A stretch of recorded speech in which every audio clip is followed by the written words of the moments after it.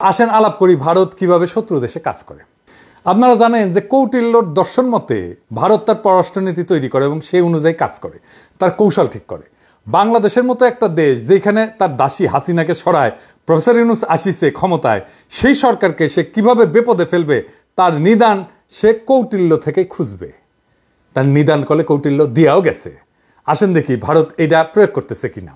এটা লম্বা আলোচনা, ভয় নাই, মজা পাবেন, চিনতে পারবেন কিছু নতুন শত্রু, আর তার সাথে আগামী শত্রুদেরকে মোকাবেলা করার কিছু রসদও পাইবেন। যারা আগের ভিডিওটা দেখেন নাই তারা দেখে আসতে পারেন। এটা ওই যে ইন্ডিয়া ক্যাঙ্কা করে কৌটিল্যর নীতি প্রয়োগ করে, তাহলে এই আলোচনা বোঝা অনেক সহজ হবে। চলেন আল্লাহর নামে শুরু করি।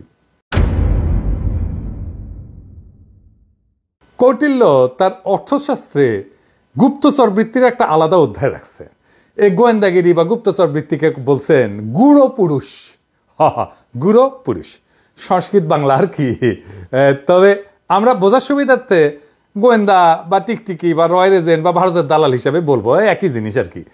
কৌটিল্য অন্য রাজার ক্ষেত্রে বা শত্রু রাজার ক্ষেত্রে বা তার দেশে গোয়েন্দা কার্যক্রমের জন্য 4 ধরনের গোষ্ঠীকে মূল টার্গেট হিসেবে বিবেচনা করে। 4 ধরন: ক্রুদ্ধবর্গ, ভীতবর্গ, লুব্ধবর্গ, মানিবর্গ। ভয় পায়েন না, সহজে বুঝায় বলবো। প্রথমে দেখি ক্রুদ্ধবর্গ কারা। এই বর্গের কোন কোন প্রজাতির লোক আছে যাদেরকে ভারত টার্গেট করবে। 1 নাম্বার শত্রু রাজা, মানে ভারতের জন্য যে যারা শত্রুপক্ষ, অর্থাৎ আমাদের অন্তর্বর্তী সরকার, যাদের অর্থ বা টাকা দিবে বলে প্রতিশ্রুতি দিছে কিন্তু টাকা দেয় নাই। যেমন ধরেন জুলাই বিপ্লবে আহত ছাত্র জনতা, তাদেরকে টার্গেট করবে। এই যে আহতরা আইসা যে ঘেরাও টেরাও করতেছে, এটার পেছনে ভারতের হাত থাকতেই পারে। 2 নাম্বার কোনো শিল্প, ব্যবসা বা অন্য সুবিধা প্রদানের বিষয়ে যাদেরকে সুবিধা দেওয়া হয় নাই। যেমন ধরেন যারা মনে করে যে উপদেষ্টা পরিষদ বা অন্য জায়গায় তাদের বেশি লোক নাই, তাদের ব্যবসায়ীরা আশানুরূপ চুরি করতে না পেরে এখন দিশাহারা, তাদের লোকদের ট্রান্সফার পোস্টিং প্রমোশন ইচ্ছা মতো হইতেছে না, নাই তো কইছেই বিএনপি থেকে সুপারিশের পর সুপারিশ আসে, সেটা বোধহয় হচ্ছে না এখন, তাই না? যাদেরকে রাজার প্রিয়জনেরা রাজকুলে ঠাঁই দেয় নাই, মানে মন্ত্রিসভা বা উপদেষ্টা পরিষদে প্রবেশ করতে দেয় নাই, বুঝেছেন তো? এরপরে আছে রাজার আদেশে যারা প্রবাসে সংক্ষুব্ধ অবস্থায় জীবনযাপন করছেন। এটা বোঝা খুবই সহজ। যে নবনীতা, বমিতিয়াল, হ্যাঁ, আরিফ, জেপটিকটিকি, আসাদ নূর, এরা সবাই। আবার নতুন কিছু পাগলের আমদানি হয়েছে যাদের সাথে ওই যে আমার কাটাল রানী রাতে আড্ডা দেয় আর কি, আইতে যে আড্ডা দেয়, এই যে বুঝেছে। তারপরে যাদেরকে রাজা বা আমাদের প্রফেসর ইউনূস ডেকে এনে পরাজিত বা তিরস্কার করেছেন, বকা দিছেন, বুঝাও। তারপরে যারা অনেক ব্যয় কইরাও কাজ উদ্ধার করতে পারে নাই। এই লিস্টে আছে মূলত আওয়ামী লীগের শেষ সময় যে সমস্ত ব্যবসায়ী কাজ পাওয়ার জন্য ঘুষ দিছে, কাজ পাইতে পাইতে তাদের আপায় পালায় গেছে। সো সেই সমস্ত ব্যবসায়ী ছাত্র জনতা বিপ্লবের সময় হাসিনারে তেল দিতে তার কার্যালয়ে গিয়া ভয় নাই আপা, ভয় নাই আপা বলে আসছে না, তাদের ব্যাপারে সাবধান। তারা ভারতের গুপ্ত এজেন্ট হওয়ার সম্ভাবনা প্রবল। ইউনিট সরকারের কাছে গিয়া যারা কোনো ধান্দা করতে পারে নাই, তারাও আছে এর মধ্যে। এরপরে আছে যারা নিজ যোগ্যতা অনুযায়ী কাজ দেওয়া হচ্ছে না বলে মনে করে, তারা এটা মনে করায় দিই আর কি। আমি পররাষ্ট্র ক্যাডারের সমস্যা নিয়ে ভিডিও করেছিলাম না, যে এটা এই জন্যে তাদের সমস্যা এখন অনেক সমাধান হয়েছে আলহামদুলিল্লাহ। আরও কিছু আছে, সেটা আরেকদিন বলবো নি। কিন্তু সবচেয়ে গুরুত্বপূর্ণ হইল ক্যাডারে দ্বন্দ্বের সমাধান করা। প্রশাসন ক্যাডারের স্যারদের কইতেছি, ওনারা আবার স্যার না দেখলে আবার মাইন্ড করে না, তো স্যার ডেকে কইতেছি দয়া করে নিজেদের লোভ কমান। সব ক্যাডারের অফিসারদের নিজেদের ভাই আর পরিবারের সদস্য ভাবেন, তাদের সমস্যার সমাধান করেন। আমার কথা তো আপনাদের কানে ঢুকবে না। নাইলে কেন একদিকে আপনারা 25 ক্যাডারের আন্দোলনকারীদের চাকরি থেকে বরখাস্ত করতেছেন, অন্যদিকে আপনাদের আওয়ামী লীগের বন্দনা কইরা বরখাস্ত পিচ্ছি স্বৈরাচার ম্যাজিস্ট্রেটকে জামিন দিতেছেন? ফাজলামি পাইছেন? দেশ থেকে আপনাদের বাপের তালুক। হ্যাঁ, লাস্ট ওয়ার্নিং দিতেছি, এরপর আর কোনো কথা হবে না। সোজা মায়ের সোজা সচিবালয়ের সামনে গরু পেলামার যে আপদ করবো, পারলে টেকায়েন। সবার নাম লিস্ট করেছি, ধরলে গেলে কাউরে ছাড়ুম না, পুরা 16 বছরের ইতিহাস ধরে টান দিমো। এরপরে আছে যাদেরকে সম্মানজনক পদ বা নিয়োগ থেকে বিদায় করা হয়েছে, তারা। এই লিস্ট নিয়ে বেশি কথা বললাম না, এটা সবার জানা আছে। এরপরে আছে যাকে রাজা তার প্রাপ্য মূল্যায়ন করেন নাই। এই গ্রুপের মূল টার্গেট হইল সেই সব লোক যারা ফ্যাসিস্টের দোষর না, কিন্তু ইউনূস স্যারের সরকার তাদেরকে যথেষ্ট মূল্যায়ন করে নাই আর কি। এই তালিকা কিন্তু অনেক বড়। যেমন ধরেন কথা কামাল এই তালিকার লোক কলে, বুঝি চাও, ওর পিছে কলে ইন্ডিয়া লাইন দেবে। এখন ইন্ডিয়ার কাছে অলরেডি সেল হয়ে গেছে কিনা ওটা উই করবে পারবে। আর তারপরে আছে যার স্ত্রীকে শত্রু রাজার কেউ করিছে। হ্যাঁ ভাই ভাই, আমি কেউ কিছু করি নাই, আমি কিছু করেছি নাকি পেজে যা উত্তর টুত্তর দেই আর কি। আপনার ওইটা আপনার অন্দরমহলে গর্ব সঞ্চার করেছে, কেস খলে জটিল লাগিচ্ছে, বুঝছাও। এরপরে হইতেছে যাদেরকে কারারুদ্ধ করা হয়েছে তারাও এই গোত্রে যোগ দিবে। দেখেন এখন জেল থেকে যারা সিরকুট লেখে, ফেসবুকে স্ট্যাটাস দেয়, এই গ্রুপকে ভারত এখন অ্যাক্টিভ করতেছে। তাই আমাদের এদের বিষয়ে সাবধান থাকতে হবে। এরপরে আছে বিনা বিচারে অন্যের কথা শুনে যাকে দণ্ডিত করা হয়েছে বেইনসাফি করিয়া। আমি আন্তর্জাতিক অপরাধ ট্রাইব্যুনালকে, আমার মহামান্য সুপ্রিম কোর্টকে অনুরোধ করব, দয়া করে কারো প্ররোচনায় কাউকে বিনা বিচারে সাজা দেবেন না, বেইনসাফি করবেন না। প্রত্যেক অভিযুক্তের ব্যাপারে খোঁজ নেন, তাদের ব্যাকগ্রাউন্ড চেক করেন, যদি দোষী হয় সাজা দেবেন অবশ্যই। অনেক ভালো লোক আছে যারা কিছুই করে নাই কিন্তু তাদেরকে হয়রানিমূলক মামলা দেওয়া হইতেছে। এই বিপ্লবী চেতনার নাম কইয়া কেউ যেন তাদেরকে ফাঁসিয়া দিতে না পারে, এটা একটু দেখবেন। পুলিশ বাহিনী আপনাদেরকে বলতেছি, আপনারা আওয়ামী দুর্বৃত্তদের কোনো মামলায় বাজ বিচার না করিয়া ঢুকাইতেছেন। আপনাদের বললে বলেন স্যার এটা তো দুর্বৃত্ত, এর মামলায় ঢুকাবো না। মামলায় ঢুকাবেন, অবশ্যই ঢুকাবেন, কিন্তু হাওয়াই মামলায় না। সে যদি দুর্বৃত্তই হয় তার দুর্বৃত্তপনা খুঁজে বের করেন, সেটা ডকুমেন্ট করেন, তারপরে মামলা দেন সেটার ভিত্তিতে। খাইতে খান্ডারে ভাই, সত্যের পথ, ইনসাফের পথ, এটার কোনো শর্টকাট নাই। ভুয়া মামলা দিয়েন না, ভুয়া মামলায় খালাস পাওয়া যাবে দুর্বৃত্ত। আর যদি ভুয়া মামলায় শাস্তি হয় তাহলে আপনি মারাত্মক বেইনসাফি করলেন, আর পুরা জাস্টিস সিস্টেমকে একটা বেইনসাফির পাঠ করে ফেললেন। এটা একটা সমাজের জন্য, একটা রাষ্ট্রের জন্য খুবই মারাত্মক একটা অন্যায়, একটা মারাত্মক একটা ভ্রষ্টতা, এটা মাথায় রেখেন। এরপরে আছে যাদের সর্বস্ব অপহরণ করা হয়েছে, আমি জানি না কাদের সর্বস্ব অপহরণ করা হয়েছে, তবে এই কাজে অন্তত বিপ্লবের পক্ষের কেউ কোনোদিন করবে না, অন্য কেউ যেন এই কাজ করতে না পারে সেদিকে আমাদের সজাগ দৃষ্টি রাখতে হবে। আর হইতেছে যাদের পরিবারকে স্বদেশ হইতে নিষ্কৃত করা হয়েছে, এই কাজে যোগ দিবে আওয়ামী লীগের সেই নেতাদের পরিবারের সদস্যরা যাদের কুকর্মের কারণে জনগণের দৌড়ানি খেয়েছে, দেশ ছেড়ে ভাগছে। তাদের জায়গায় তাদের প্রক্সি এজেন্ট হিসেবে কাজ করবে তাদের পরিবারের সদস্যরা বা পলাতক সদস্যরা। তো কৌটিল্য মতে এই গোত্রের লোকদের ভারত যে একটা কথা বলবে, কি বলবে জানেন? সে বলবে যে প্রমত্ত হাতি যেমন সামনে জাপায় তাই নষ্ট করে, তেমনি এই অন্ধ রাজা মানে প্রফেসর ইউনূস রাজনীতি করার যোগ্যতা হারাইছেন। অজ্ঞ মন্ত্রীদের দ্বারা পরিচালিত এই রাজা মানে প্রফেসর ইউনূসের সরকার সবাইকে শেষ করে দেওয়ার জন্যই উদ্যত হয়েছে। এই বলে ভারতের গোয়েন্দারা বলবে যে এই রাজার প্রতি আপনারা অনাস্থা তৈরি করেন, না হলে এই রাজা মানে প্রফেসর ইউনূসের সরকার আপনাদের ক্ষতি করবে। এখন কি আপনারা এই ক্যাম্পেইন, প্রফেসর ইউনূসের ক্যাম্পেইনের সাথে এই কথাগুলোর মিল খুঁজে পান? কাদের সাথে ভারতের এনগেজমেন্ট হয়েছে বুঝতে পারবেন এখন আমার কথার সাথে মিল করে করে যদি খুঁজেন, তাহলেই বুঝবেন কার সাথে ভারতের এনগেজমেন্ট হয়ে গেছে। এরপরে আছে ভীতবর্গ। আসছেন দেখি এই ভীতবর্গ কারা। কৌটিল্য মতে এই গোত্রেও কয়েক ধরনের লোক যুক্ত হবে। এক নাম্বার হইতেছে যে ব্যক্তি নৃশংস কর্ম করিয়া নিজেকে দূষিত করছেন। এদের চেনা খুব সহজ, এরা আওয়ামী লীগের ফ্যাসিবাদের দালাল, পুলিশ প্রশাসন, সামরিক বাহিনীর সদস্যরা, ডিজিএফআই, তারপরে এনএসআই, তারপরে বিজেপি, তারপরে ধরেন আওয়ামী যুবলীগের গুন্ডারা। এরা ভারতের দালালের মতো এই দেশের ক্ষতি করার চেষ্টা করবে যেন প্রফেসর ইউনূসের সরকার ব্যর্থ হয়। এরপরে আছে যে ব্যক্তি ভারতের শত্রু রাজার দ্বারা অত্যাচারের শিকার হয়েছে, মানে যে সমস্ত জেলবাসী, হ্যাঁ ভারতবাসী এবং প্রবাসী আওয়ামী দালাল আছে যারা দেশে ফিরতে পারতেছে না, তারা সবাই ওই গোত্রের আওতায় আসবে। এরপরে আছে যে ব্যক্তির পাপ কর্ম প্রকাশ করা হয়েছে। এই তালিকা করলে অনেক বড়, যাদের পাপ প্রকাশিত হয়েছে তারা সবাই এই শত্রু গোত্রে পড়বে। 5ই আগস্টের পরে এদের বিষয়ে আরো তথ্য প্রকাশ করা দরকার ছিল, তাই এই তালিকায় সবাইকে চোখে চোখে রাখতে হবে। এই তালিকায় যারা আছে, যাদের তথ্য প্রকাশিত হচ্ছে, আমার কাছে টেরাবাইটের পর টেরাবাইট ডাটা আছে। কোনো অলিগার, কোনো ব্যবসায়ী প্রফেসর ইউনূসের সরকারকে বেকায়দা ফেলার কাজ করলে তাকে করলে ধরবো, ওইটা দিয়ে আজ আমার ক্ষুদ্র ভ্রাতার ভগিনীরা কবে দাদা আজ কোনো বিশেষ ক্লিপ শোনাবেন না? শোনাবো খুশি করে দিবনি এপিসোডের শেষে। যাই হোক, আসেন আলাপে আসি। এরপরে আছে তারা যে ব্যক্তি সমান অপরাধকারীকে সাজাপ্রাপ্ত হইতে দেখছে এবং ভীত যে তার মনে সে মনে করতেছে আমারও তো এই সাজাটা হবে। এই তালিকায় কারা থাকতে পারে জানেন? যাদের ধরা হয়েছে এবং তারা একই অপরাধ করেছে। ধরেন এমপি ধরা হয়েছে, হাসিনার এমপি, 900 ভোটের এমপি। এখন 900 ভোটের এমপি যারা আছে তারা সবাই এই তালিকার যাবে। আর আন্তর্জাতিক অপরাধ ট্রাইব্যুনাল থেকে রায় যখন আসা শুরু হবে, কার্যকর হওয়া শুরু হবে, তখন এই তালিকা বড় হবে। গোয়েন্দা সংস্থাগুলোকে এদের দিকে কড়া নজর রাখতে অনুরোধ করতেছি। একই সাথে জেল কর্তৃপক্ষকেও বলতেছি কয়েদি মানে কয়েদি, ওরা দেশের মানুষের শত্রু, খাতির করা বন্ধ করেন। ফারুক খান কেমনে মোবাইল পায় আর ফেসবুকে স্ট্যাটাস বানায়? যদি সত্য ফারুক খান নিজে ফেসবুকে স্ট্যাটাস দেয় তাহলে ওই জেলারে সরাইতে হবে, ওই কারাগারের দায়িত্ব থাকা সবাইকে প্রত্যাহার করতে হবে, বিভাগীয় শাস্তির ব্যবস্থা করতে হবে। এরপরে আছে যে ব্যক্তিকে সাজা প্রদান করা হয়েছে, এটা তো জানেনি, এখনো সাজা হয়নি কারো, হবে, তারাও এই গ্রুপে আসবে।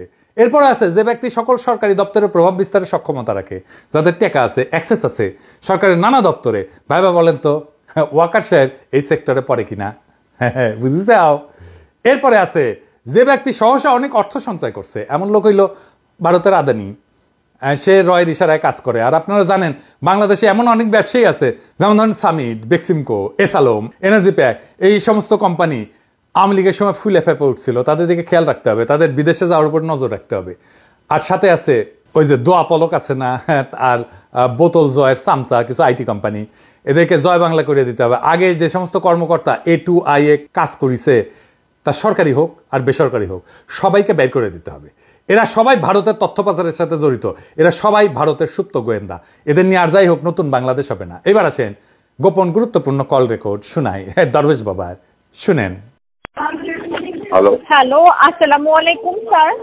ওয়ালাইকুম। স্যার তোহা বলছি রিভ্যালুয়েশন ভিউয়ার্স লিমিটেড থেকে। স্যার আমি কল করেছি আপনাকে আমাদের কোম্পানির পক্ষ থেকে। স্যার আচ্ছা, দরকার নেই। হ্যাঁ শুনেছেন, হ্যাঁ এটা গুরুত্বপূর্ণ না মনে হইতেছে না? আচ্ছা এইটা শোনেন। হ্যালো, আসসালামু আলাইকুম। আসসালাম। আমি বিএ মিডিয়া থেকে শ্রাবণী বলছি। হ্যাঁ বিএ মিডিয়া থেকে শ্রাবণী বলছি। হ্যাঁ, আমরা সারা বাংলাদেশে বিয়ের জন্য পাত্রপাত্রীর সন্ধান দিয়ে থাকি। কি সেক্ষেত্রে আপনার সারা বাংলাদেশে বিয়ের জন্য পাত্রপাত্রীর সন্ধান দিয়ে থাকি। এটা আমার দরকার নেই। দেখেছেন, বুড়া বিয়ে করবি না, ওই মনে হয় আগেই বুঝেছিল জেলত থাকা লাগবি, নতুন বউ ফেলায়, না হলে কেউ ইনকা করে বিয়ার পয়গাম ফেরায় দেয়। এই মায়েগুলা যে ফোন দিছে না দরবেশ বাবা, ইনকা করে এগোরে এনা খুঁজে বের করেন আর হামাক এনা ফোন দেওয়ার ব্যবস্থা করেন।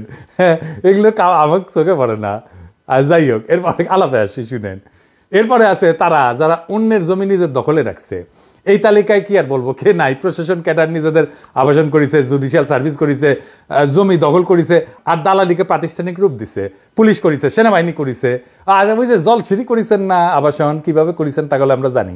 হ্যাঁ, তো সেনাবাহিনীর একটা ইউনিটের দায়িত্ব ছিল এই আবাসন তৈরি করার, যারা একমাত্র ভোগকারী সেনাবাহিনী। আর কিছু চিহ্নিত ভূমিদস্যুদের দিয়া আপনারা মানুষের জমি দখল করেছেন, খবর করলে আমাদের কাছে আছে। একই কাহিনী পুলিশের হাউজিং সোসাইটিতে, সবাই মাফিয়াদের সাথে হাত মিলাইছিলেন আর অবৈধভাবে সম্পদ দখল করেছেন।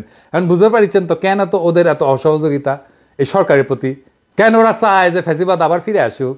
হ্যাঁ, লোভ আর সম্পদের ধান্দা। আচ্ছা, এরপরে আছে খুবই ইন্টারেস্টিং ব্যাপার, যে ব্যক্তি রাজকুলের লোকদের আশ্রয় দিছে। ওয়াগার সাহেব নিজেরা দেখা যায় এখানে 5ই আগস্টে কত দুর্বৃত্তকে আশ্রয় দিচ্ছেন, বিভিন্ন রাজনৈতিক দলের কেন্দ্রীয় আর স্থানীয় নেতারা কত আওয়ামী লীগ দুর্বৃত্তদের আশ্রয় দিচ্ছেন।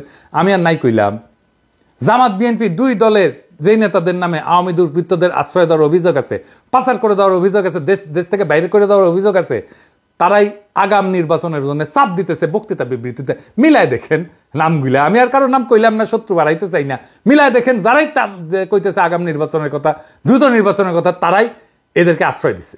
আর যে ব্যক্তি রাজার প্রতি আনুগত্য প্রকাশ করতে চায় না, এটা তো আমরা বুঝি যে এই যে ধরেন এই 3 গোষ্ঠীর লোক এই ধরনের আনুগত্য প্রকাশ করতে চায় না, যেমন ডিজি SSF এর বাসায় আওয়ামী লীগের নেতা যদি লুকায় থাকে, তাহলে আমাদের সরকার প্রধানের নিরাপত্তার গোপনীয়তা সংরক্ষিত হবে। এখনো স্বৈরাচারের অনেক দোষর আছে যারা ফেসবুকে চলে বলে কৌশলে কাঁঠাল রানী বন্দনা করে বেড়াচ্ছে, এদের চিহ্নিত করতে হবে। সেনাবাহিনী এখনো প্রফেসর ইউনূসের পূর্ণ নিয়ন্ত্রণে না, আমি প্রথম থেকে কয়ে আসতেছি, কিন্তু এটা তারা প্যারালাল ক্ষমতা কেন্দ্র গড়ে তুলছে এবং এদেরকে ইন্ডিয়া টার্গেট করবে। কৌটিল্য মতে এই গোত্রের লোকদেরকে ভারতের গোয়েন্দারা প্রভাবিত করার জন্য বলবে যে সাপ যেমন ভীত হলে যার নিকট ভয়ের আশঙ্কা থাকে তাকেই লক্ষ্য করে বিষ নিক্ষেপ করে, ঠিক তেমনি এই সরকার আপনাদের দিক থেকে অসহযোগিতার আশঙ্কায় আপনাদের উপর তার ক্ষোভ প্রকাশ করবে। অতএব আপনারা এই সরকারকে সাহায্য না কইরা অন্য রাজাকে সমর্থন করেন। কি বুঝিছেন? কারা কারা ইন্ডিয়ার খপ্পরে পড়ে বেড় যাচ্ছে আমরা ভারতের দর্শন জানি এবং বুঝি। যারা যারা পড়বার যাচ্ছেন তারা আপনাদেরকে আপনার উপকার করতে চায়, লাগলে নিয়েন। যখন মারা খাইবেন তখন কিন্তু পার্টি সং বাজামু, এদের সাহেব শুনে দেন পার্টি সং, ক্যাঙ্কা করে পার্টি সং বাজামু যখন মারা খাবে ওগুলা। এবার আসেন লুব্ধবর্গ, এরা কারা? যে সমস্ত ব্যক্তির অর্থ সম্পদ ক্ষয়প্রাপ্ত হয়েছে, মানে 5ই আগস্টের পর ছাত্র জনতা যে সমস্ত ফ্যাসিস্টের স্থাবর সম্পদের উপর হামলা টামলা করেছে, যারা সম্পদ হারাইছে, তারা সবাই এখন ভারতের দালালে পরিণত হবে, যাদের ব্যাংক অ্যাকাউন্ট ফ্রিজ করা হয়েছে। বুঝেছাও, এদের দিকে চোখ রাখতে হবে। এই তালিকায় সেনা, পুলিশ, প্রশাসনের সদস্যরা আছে, সাথে আছে দরবেশ, সোরা কামাল থেকে আওয়ামী লীগের চিহ্নিত কিছু চোর এবং নেতাকর্মী। আর এটা কি, যে ব্যক্তি নারী এবং মদ্যপানে আসক্ত, বুঝেছাও, সব জায়গায় তাছে কলে। এই ব্যাপারে অবশ্য আমি আর কথা কই না, আপনারা জানেন কাদের এই সুঅভ্যাসটা আছে। আর এটা কি, যে ব্যক্তি ব্যবসা দিয়ে ভারত থেকে লাভবান হওয়ার আশা রাখে, যাদের ইন্ডিয়ার সাথে ব্যবসা আছে, বুঝেছাও, এই তালিকা মোটামুটি দৃশ্যমান। দেখেন বিএনপির নেত্রী আদানির কথা বলে, তখন আমার কেন সন্দেহ হয়।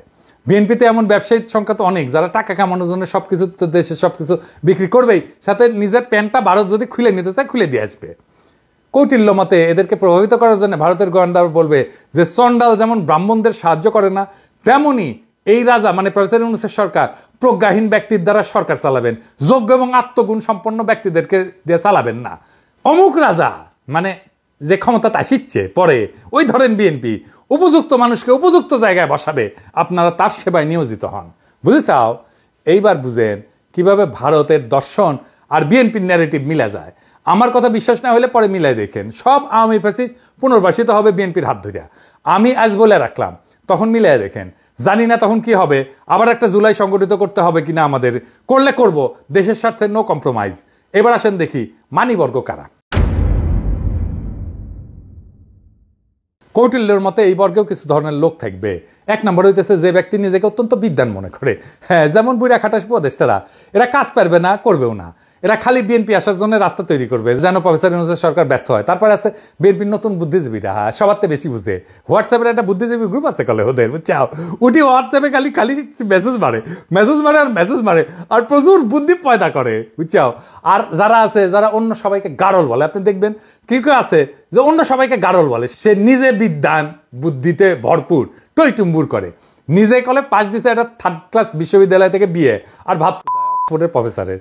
আমি আর নাম কইলাম না, হ্যাঁ, আপনারা নিজেরা বুঝেন যে কার কথা কইছি। যে ব্যক্তি নিজের প্রতি অন্যের সমর্থন কামনা করে, এটা সরাসরি বিএনপি। তাদের জনসমর্থন কি আছে জানি না, তাদের ছাত্র সংগঠন ছাত্র দলের জনসমর্থন নাই, এটা তো সত্য। ছাত্র দল ছাত্র সংসদ নির্বাচন করে না কেন? কারণ তারা হারবে। বিএনপি মনে করে আমরা যারা বিএনপি করি না তাদেরও বিএনপির কামলা খেতে দেওয়া উচিত, বুঝছাও।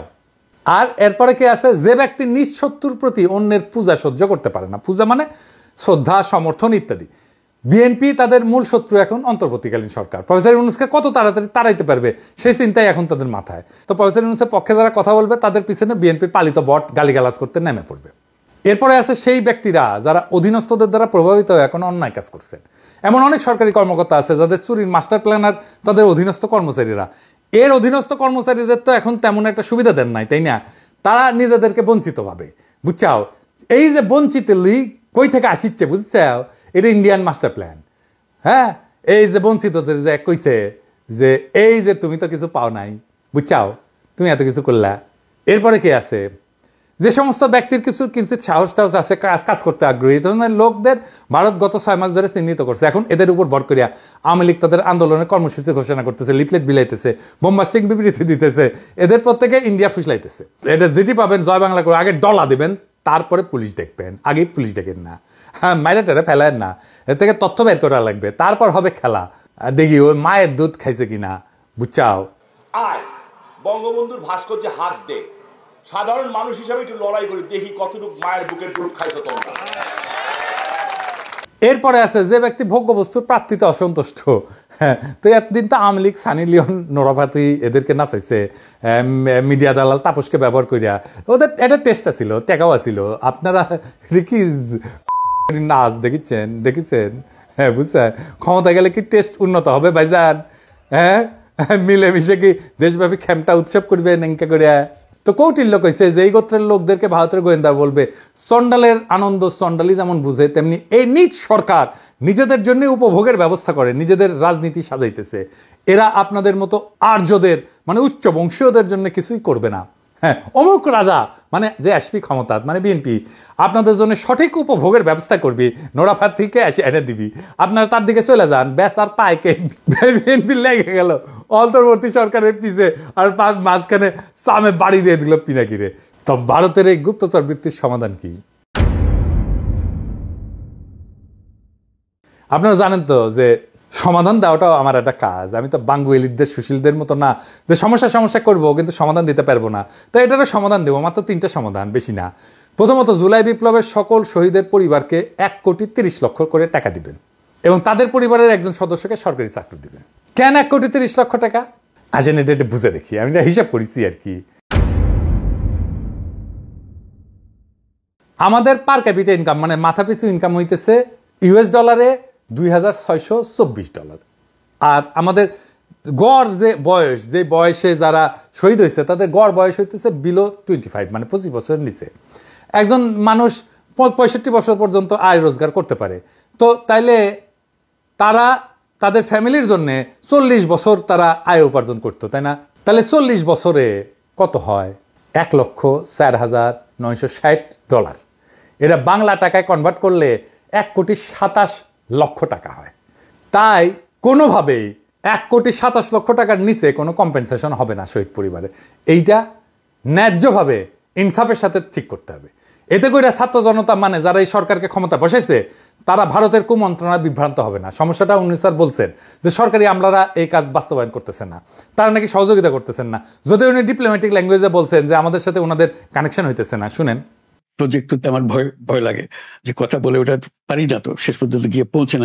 কথার আন্তরিকতা তো মানুষ বিশ্বাস করে, আপনার অনুমান অন্তত এটা তো খুবই একটা ইমিডিয়েট এবং প্রায়োরিটির মধ্যে থাকার কথা। এটা কি বিউরোক্রেটিক ট্যাঙ্গলস এর কারণে হচ্ছে? বিউরোক্রেটিক ট্যাঙ্গলস এর মধ্যেই এই কার হাত দিয়ে কিভাবে যাবে, কার কাছ থেকে কোথায় যাবে, এগুলো নিয়ে গোলমাল হচ্ছে, আর কিছু না। তাতে বিউরোক্রেসির কিছু হচ্ছে না, কিন্তু সরকার, আপনার সরকারের বদনাম হচ্ছে। এটা আমাদের সবার সম্মিলিত বদনাম। আমি ব্যুরোক্রেসিকেও দোষ দেবো না, তাদেরও নিয়ম কানুন আছে। আমরা হয়তো সেই নিয়ম কানুন বুঝি না বলে কানেকশনটা ঠিক মতো করতে পারিনি। তো ভাইজান, আমলারা আপনাদের কত সাহস! আপনারা ছিলেন ফ্যাসিস্টের সবচেয়ে বড় দালাল। আপনারা কেউ কি ফ্যাসিস্টের আমলে কোনো প্রতিবাদ করেছেন? কেউ করেন নাই। আপনারাই তো সবখানে জয় বাংলা বলার মতো হটকারী প্রজ্ঞাপন করেছেন। আপনারাই এখন ছাত্র জনতার সহায়তায় কোনো কাজ করতেছেন না। এই যখন আপনাদের অবস্থা, তখন টাকার সমাধান আমি কয়ে দিচ্ছি।